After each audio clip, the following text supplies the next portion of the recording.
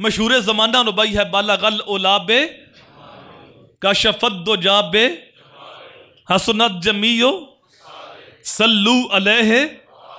याद रखिए ये 3 मिसरे शेख सादी के हैं और चौथा मिसरा हुजूर का है। जब शायर कोई शायरी करता है तो जो रुबाई लिखने वाले होते हैं उन्होंने हम वजन कलाम जोड़ के 4 मिसरे लिखने होते हैं। तो बस औकात होता है कि जो शायर कहना चाहता है वो मजमून 3 मिसरों के अंदर पूरा हो जाता है।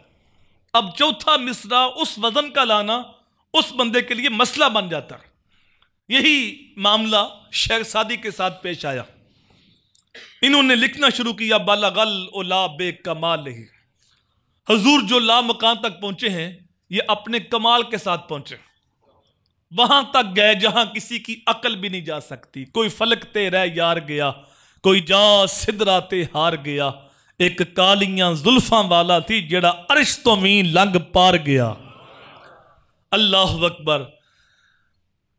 ये अल्लाह ताला ने नबी को कमाल दिए। काशफद्दो जाबे जमाल, हजूर को ऐसा हुस्न जमाल दिया गया कि हजूर के चेहरे की चमक से जमाने के अंधेरे खत्म हो गए और रोशनियां फैल गई। हसनत जमी और खसाल ही, हजूर की हर खूबी हर खसलत बाकमाल है। ये 3 मिसरे शेख सादी ने कहे जिनके अंदर मजमून मुकम्मल हो गया। हजूर के मोजज़ात का तस्करा भी आ गया, हजूर के हुस्न जमाल का तस्करा भी हो गया और हजूर की सीरत की बात भी हो गई। अब चौथा मिसरा उस वजन का लाना मसला बन गया। कोशिश की लेकिन जबान पे ज़हन में चौथा मिसरा जारी नहीं हो रहा। इसी कश्मकश में सोए।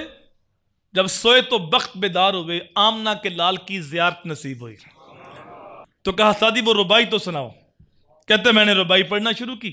जब 3 मिसरे कहे तो मैं रुक गया। तो हजूर ने कहा रुबाई के तो 4 मिसरे होते हैं। अक्का चौथा मेरी जुबान पे नहीं चढ़ रहा। कहा दोबारा पढ़ो। दोबारा पढ़ा बालागल उलाबे कमाल ही काशफद्दो जाबे जमाल ही हसनत जमीयो खसाल ही। हजूर ने फरमाया सादी कह दे सल्लु अलैहि वालैहि। तो चौथा मिसरा हुजूर ने पूरा किया। इस रुबाई पर हुजूर की मोहर लगी हुई। कभी गौर किया जिस मजलिस में पढ़ी जाती है तो पूरी मजलिस झूम जाती है। जो उलमा हैं वो तो मानियों मतलब जानते हैं, अरबी ज़बान समझते हैं तो उनको लज्जत आती है। लेकिन अनपढ़ आदमी उसके सामने भी जब ये रुबाई पढ़ी जाती है तो पूरी मजलिस झूम जाती है।